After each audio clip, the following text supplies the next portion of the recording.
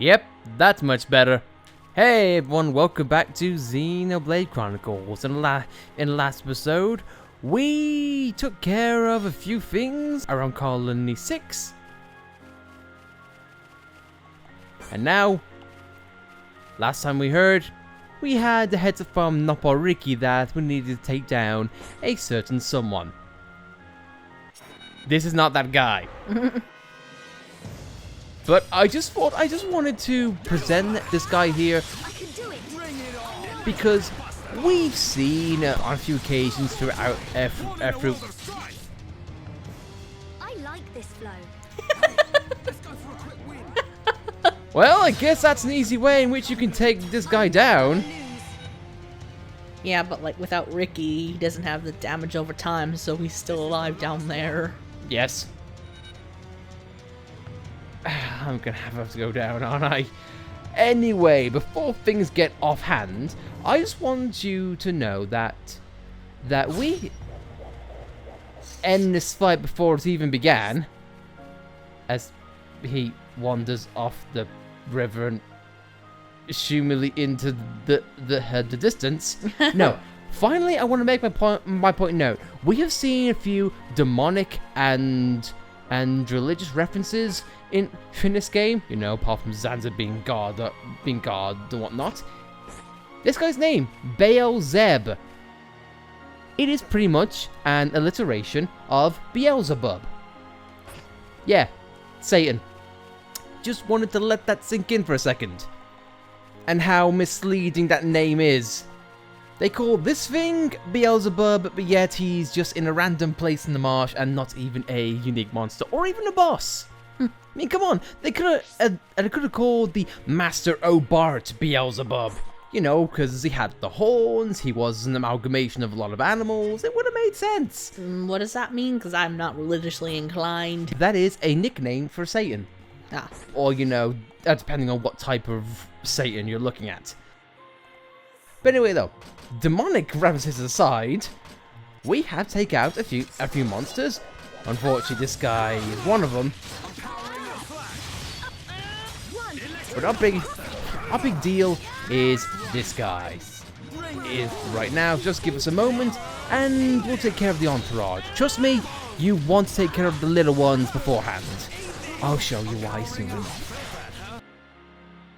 Now, it's on to the big prize. A unique monster, 1-on-1, well, more like 1-on-3. Either way though, we'll take it down. Here we have Indomitable Daulton, and this guy is a go-go unique monster, as if I needed to say it. This guy is a bit of a big boy, 40,000 HP, and a heavy hitter by any stretch of the imagination. But first, let's get off to his moves, shall we? First of all, he has Beast Rampage, which can cause him craze, which is not good. He has Taunt, which acts the same way as Rhine, so now you can probably guess why I bought Rhine for the ride. It's a looking into a mirror. Anyway though, he has Threatening Roar, which can cause physical and strength down, Gore, which is single hit, Headbutt, single hit, and Onslaught 2, which is a double hit, and it can take you and it can knock you back. But that isn't his worst part, if I'm going to be completely honest. This guy is pretty dangerous. For one thing, he has a Topple Spike, so try not to do so much combos if you're going to topple him. But I think one of his most dangerous aspects about him is that he does something that not a lot of monsters do. In fact, I think he might even be the first enemy to have something like this. Behemoth Rampage. What it is, he causes craze to himself, but everyone else around him. So essentially, he is getting Goggles amped up, and he's going to make not a lot of problems become a problem. I mean, because let's be fair, I mean, he does have a talent art which is called Onslaught 8, but it's really just a really powerful single attack. Not really that dangerous if you ask me. it's one of the reasons why I recommended you take care of the little guys around him for anything else, because not good. Having 2, 3, or 4 crazed Gogles, not good at all. But apart from that though, he's not really that big of a threat apart from his heavy hitting. Yeah! Rhyme time! Let's do this!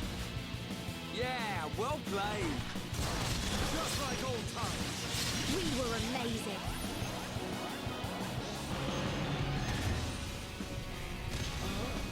How can this be?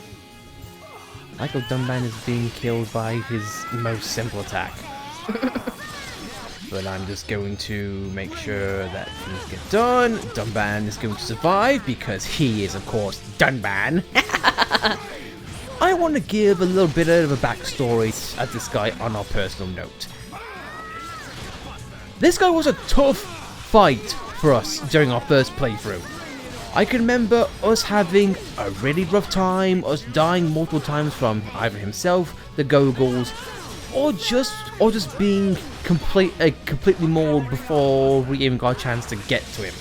If I were to put this guy down to the basics, he was pretty much the boss before we met the boss. This isn't pushing you at all.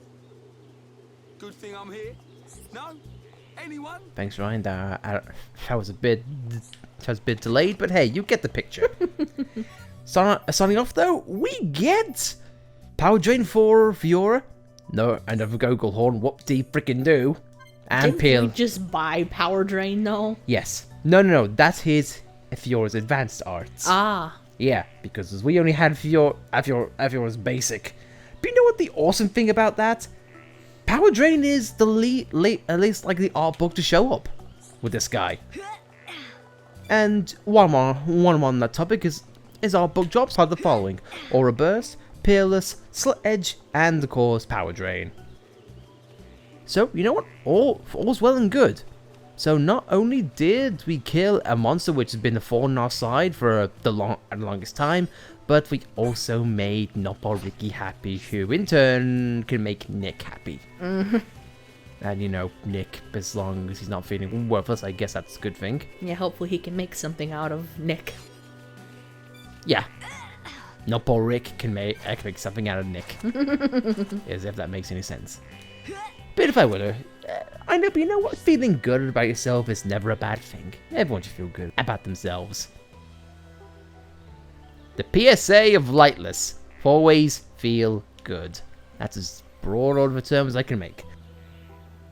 Anyway though, as we're heading back to the statues, come a long way since then. If you look off to the right, that's a Havris. The High Enter escaped here as well. Well, I'd say looks like there are survivors here. Let's see if everyone's okay. High Enter refugees, all well and good, but there are some people who do need our help. Like, you know, Random Refugee and Rosiel. But we're going to focus on Generic Man first. Because, you know, generic is always important. More important than the name, girl. I was at the Sign Obelisk in the thick fog looking for food recently. While I was there, I came across a terrifying, ferocious beast. It did not seem because the thick fog obscured its vision. But I could not go out and look for food as long as it's around. Intense nudge nudge, thick fog. Yep. Great! You do it! I'm getting really short of food. I really need your help.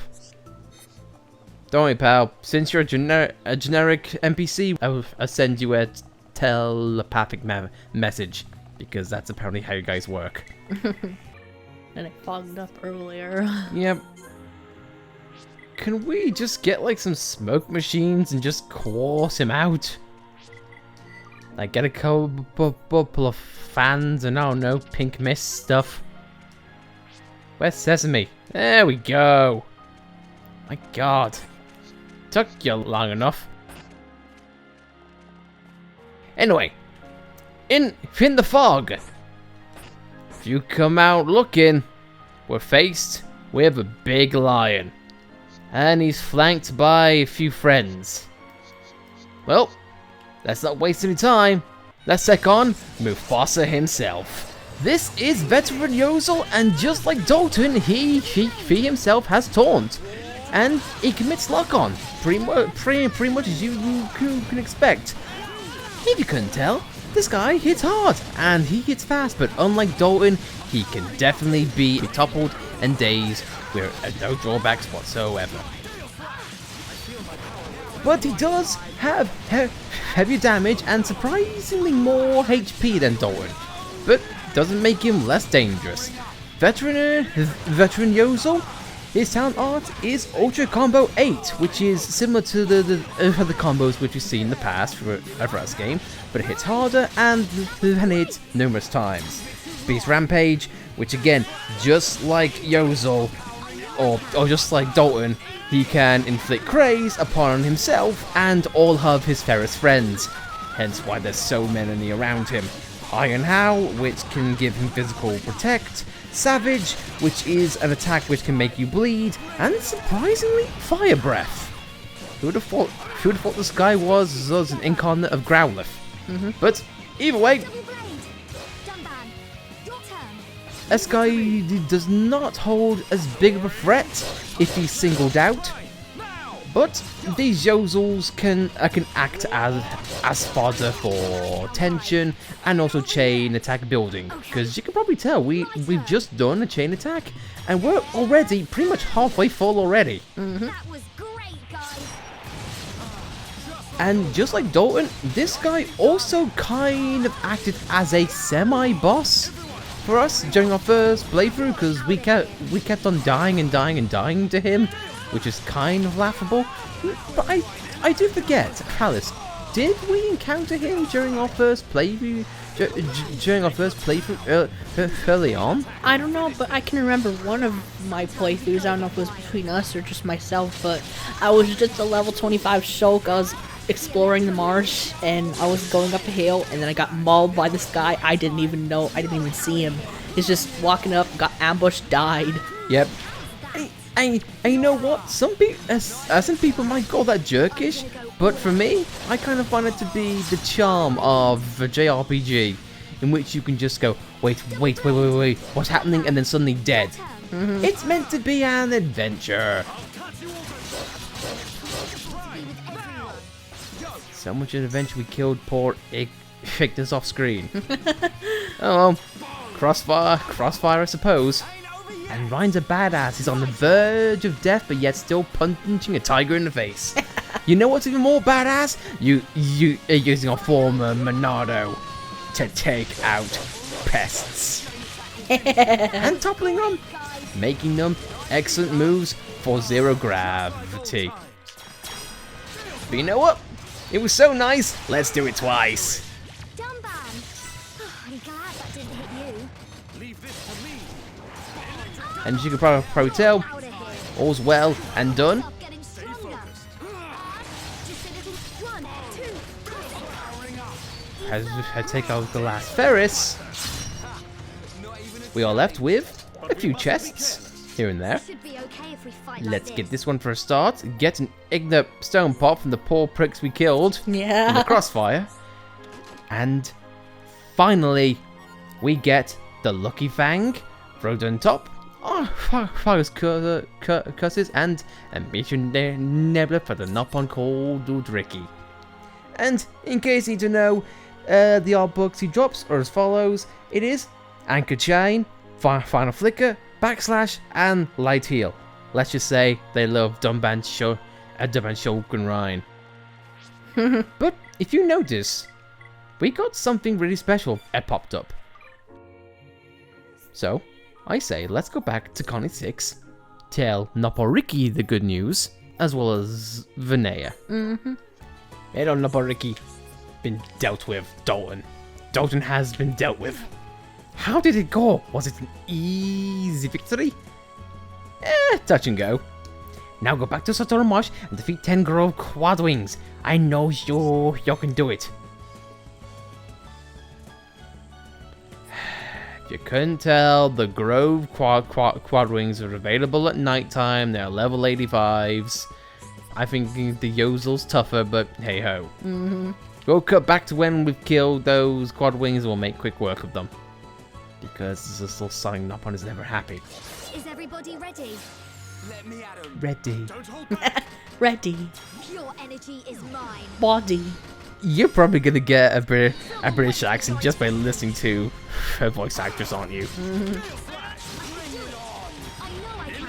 Maybe you should watch some of the soap she's in. Yay! Not what we were going for, but I'll take it. Guys. Guys, what are you doing? Dunban? Brian? Guys! Guys!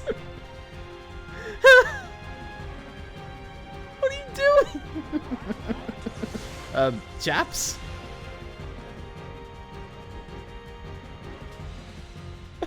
What is going on? Oh, the AI pathfinding is... I just asked you this focus! Where are you guys going?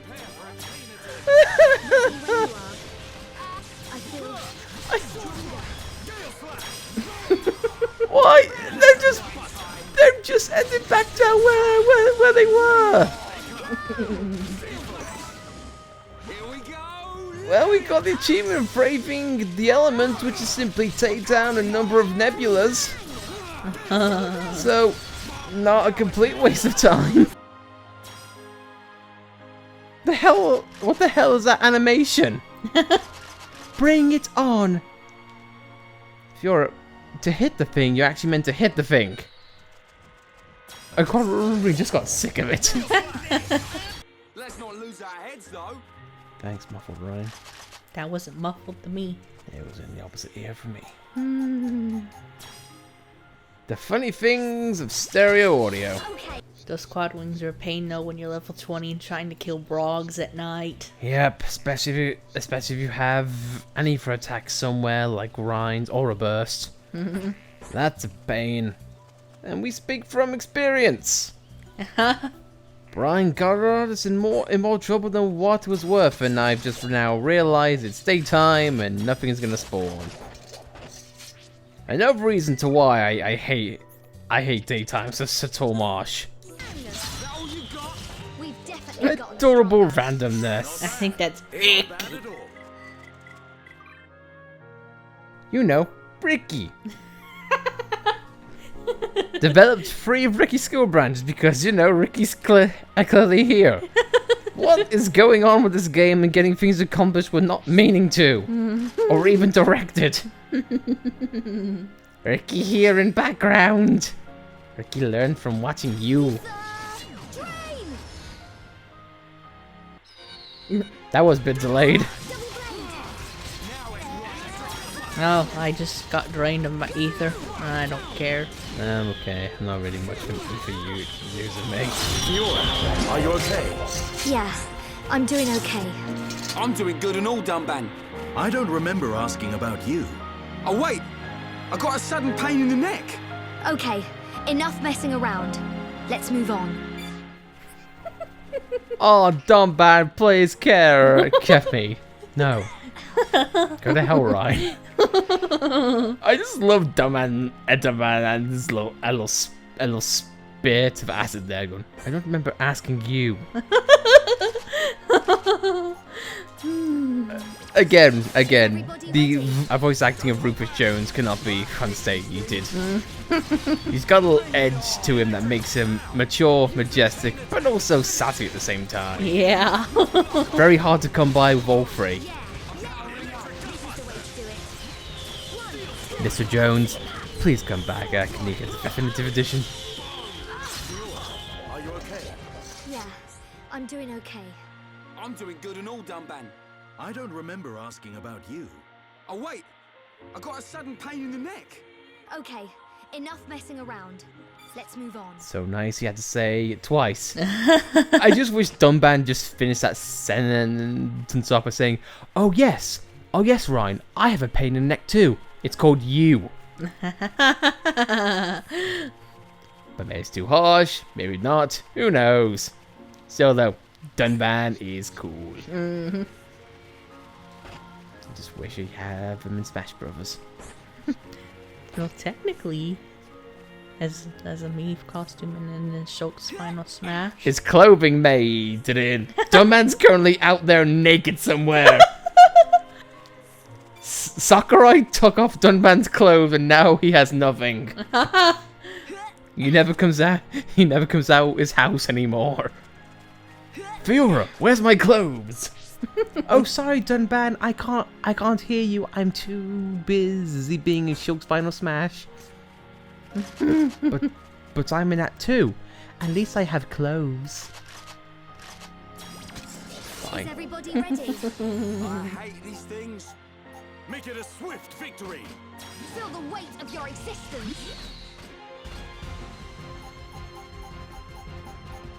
Camera, what is going on with you? Alright, Nopper Ricky, who never leaves these fair fields. We have done our quest as you relax there in the dirt. Ah, you back safe and sound, which is the most challenging. Yeah, mate, one enemy. Because the quad wings were a joke. It was just time consuming. One enemy?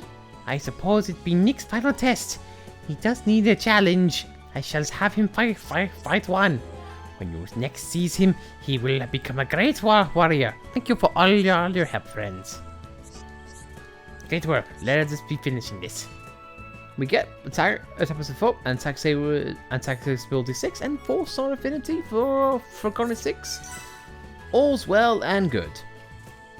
Hopefully that means Garnet 6 can make progress for once in its starting life. Mm-hmm. I say that as we're surrounded with Colony 6 progress. But speaking of progress though, Shulk's come a long way as a character, as a fighter, and as a fashionista. And I feel like he deserves to get something of an upgrade. Because Lord knows his skill tree took a while to do. Yeah. So I think I get him a nice fresh toy. Hi there, buddy. Yume's maid still there. Yep, she never leaves because now that Yume is dead, what has she got to live for? I know we got to live for. We started with a Monado, and by God, we're ending with a Monado. Hello.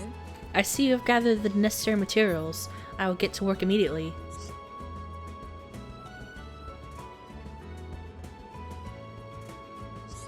I finished. The Monado Rudra has been designed for attack stability. Its lightweight materials narrow the range of the attack power. The damage is more focused, making a reliable weapon. I hope this weapon gives you the strength and power to succeed. And, just like she said, we have Monado Rudra. And it all force gives a nice boost of critical rate 5 and block rate of 5. Not the most intensive, but still pretty helpful. So, and the one thing that I love above all else with these things is that they all come with their own free slots, but at the same time they come with their own abilities, such as Agility Up and AP Up, which is actually quite nice. No, that's what we're equipped with already. Really? Yeah. Ah, never mind then. I apologize. Yeah, never mind then. But do come up with RP slots for each, and they have their own unique designs. To me, this one I feel like is one of the least important, but hey, Shulk's decked out and pimped out with a new sword, so I think that's a good way to end the episode on. So, next time on Xenoblade Chronicles, guys, we're going to be exploring more and taking out more fearsome foes. Hopefully, let's just call this the, I don't know, it's metal or bronze. Let's call it the Zord Blade. He'd be proud. Ironically, we're getting it in Colony 6. Morbid. Anyway, look, guys, we are going to call things here. So, if like the video, be sure to like it. If you didn't like it, well, you know where to go. And if you want to subscribe to see more content like this, then be sure to subscribe and hit that button, hit the bell, and whatever YouTube wants to do these days. And don't worry, yes, we have hit the feather button, not kid friendly. Our work here is done. Thank you very much for your time, guys, and we'll see you next episode.